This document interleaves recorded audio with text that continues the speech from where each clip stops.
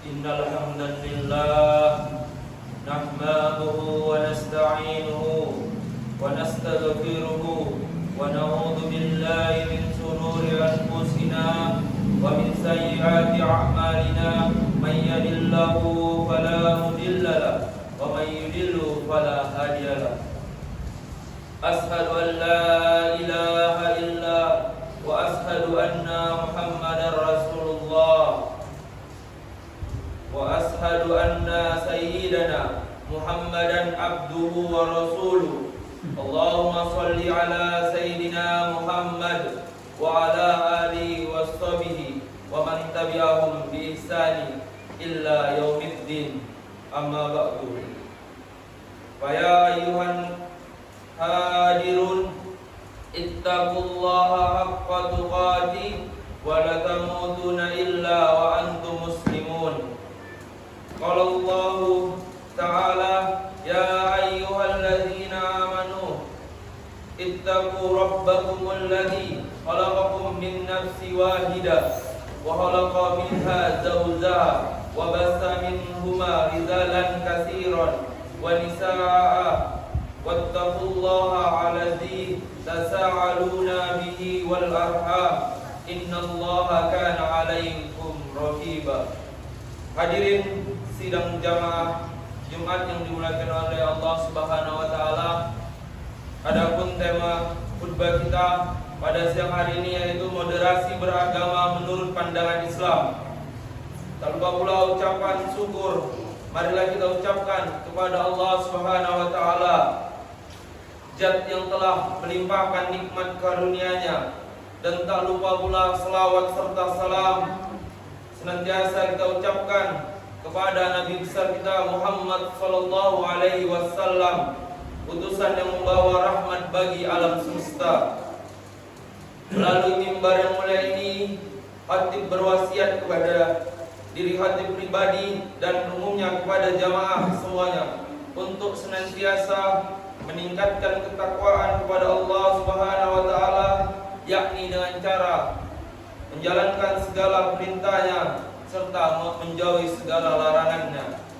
Hadirin sidang Jumat yang dimuliakan Allah Subhanahu wa taala, dalam beberapa tahun terakhir salah satu tantangan masyarakat muslim adalah menguatnya ekstremisme, radikalisme, dan terorisme.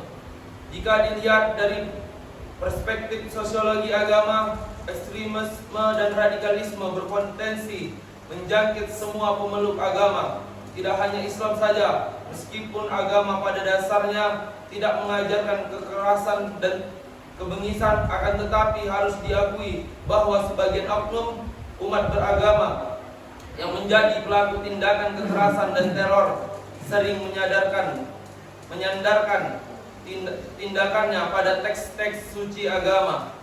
Sebagai misal ialah kemunculan ISIS, Islamic State of Iraq and Syria, dan jaringan-jaringan terorisme lainnya. Dalam praktiknya, mereka tidak segan-segan melakukan pengrekrutan dan doktrinasi kepada generasi muda, baik melalui lembaga pendidikan, buku, buletin hingga kecanggihan teknologi berupa internet. Dengan tafsir yang ekstrim dan parsial, mereka menawarkan janji surga kepada pengikutnya serta memberikan tuduhan kafir dan bid'ah kepada selain dari kelompoknya, sehingga kelompok di luar dari mereka dianggap sah untuk dijadikan sebagai musuh yang halal untuk diperangi. Dalam konteks masyarakat Indonesia, lantas dari mana kita mulai untuk menanggulanginya? Hadirin sidang Jumat yang dimuliakan oleh Allah Subhanahu wa taala, Indonesia merupakan negara yang berpenduduk mayoritas muslim. Tetapi kondisi ini tidak menjadikan Indonesia sebagai negara agama. Konsensus yang telah terbangun adalah republik. Dengan demikian, negara dan masyarakat harus mengayomi dan melindungi keragaman agama. Perbedaan harus disikapi dan diterima sebagai sunnatullah. Keragaman harus dijadikan sebagai ladang ibadah untuk berlomba-lomba dalam melakukan kebaikan. Sebagai umat Islam, Kita memiliki tanggung jawab untuk turut serta menciptakan kondisi tentram dan damai. Dengan kondisi yang damai, sangat dimudahkan untuk mewujudkan kemaslahatan umat manusia.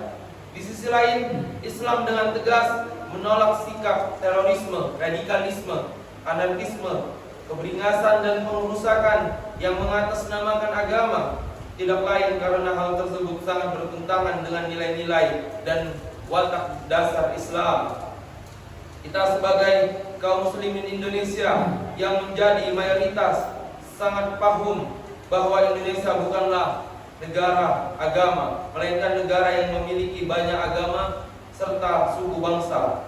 Pancasila sebagai pandangan hidup berbangsa dan bernegara juga mengambil intisari dari kitab suci Al-Quran.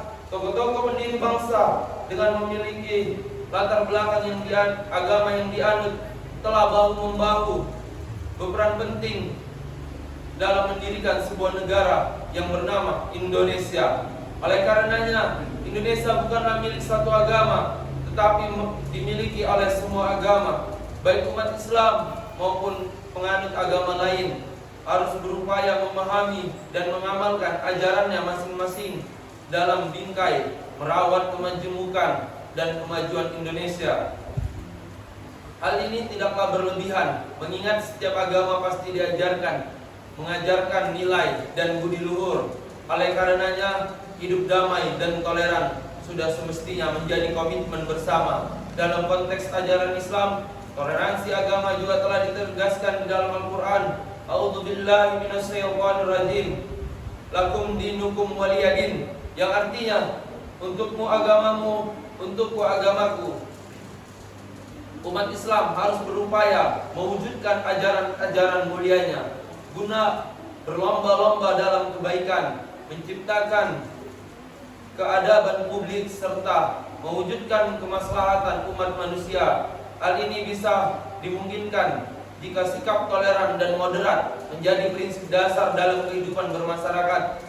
Tidak aneh bila terdapat hadis sahih yang diriwayatkan oleh Imam Bukhari yang hidup pada tahun 194 sampai dengan tahun 256 Hijriah. Dalam kitab Al-Adabu Al-Mufrad dan Sahih Al-Bukhari, Rasulullah SAW bersabda, menyatakan bahwa agama yang paling dicintai Allah Ta'ala adalah agama yang lurus dan moderat. An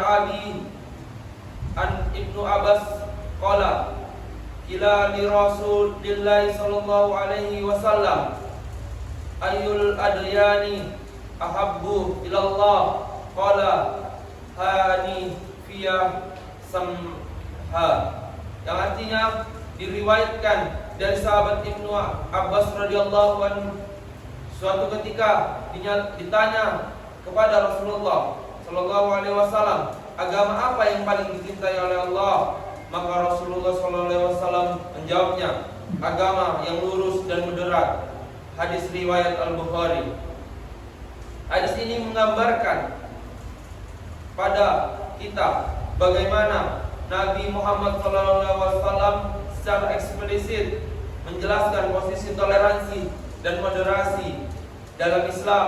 Moderasi dan toleransi merupakan esensi Islam. Allah menciptakan manusia untuk dicintai dan saling mencintai. Kita mencintai makhluk berarti kita menghargai dan mencintai ciptaan Allah. Dari penjelasan ini kita bisa mengambil intisari bahwa toleransi dan moderasi telah dan harus menjadi bagian yang tidak terpisahkan dalam lingkup intraagama dan antar agama. Meskipun memiliki perbedaan konsep teologis, bukan berarti lantas membuat kita saling curiga dan harus bermusuhan. Sebaliknya, komitmen untuk berlomba-lomba berbuat baik untuk sesama haruslah menjadi konsensus atau komitmen bersama. Salah satunya ialah dengan memahami arti penting toleransi dan saling menghormati. Memahami toleransi berarti memahami Islam itu sendiri.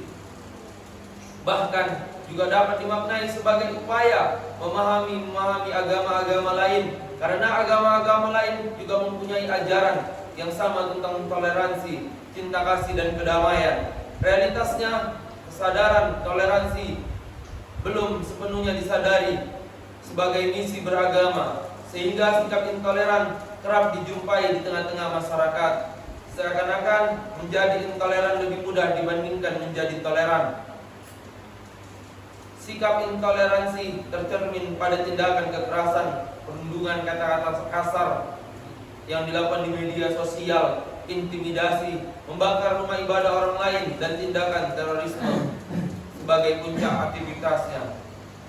Upaya membangun toleransi harus menjadi prioritas, terutama dalam konteks masyarakat yang majemuk. Pemahaman atas pentingnya toleransi mesti menjadi sebuah keniscayaan dalam rangka membangun masa depan yang lebih baik. Hanya dengan itu hidup kita berbangsa dan bernegara akan lebih bermanfaat. Agama akan sangat bermanfaat apabila berperan membangun nilai-nilai keadaban publik dan sosial. Hadirin sidang jamaah Jumat yang dimuliakan oleh Allah Subhanahu wa taala, pada dasarnya sikap moderat dan toleran adalah dua hal yang menjadi pijakan dasar untuk hidup di tengah keragamaan. Dengan dikembangkannya dua prinsip tersebut, kerjasama untuk membangun peradaban sangat dimungkinkan baik secara normatif maupun praktis.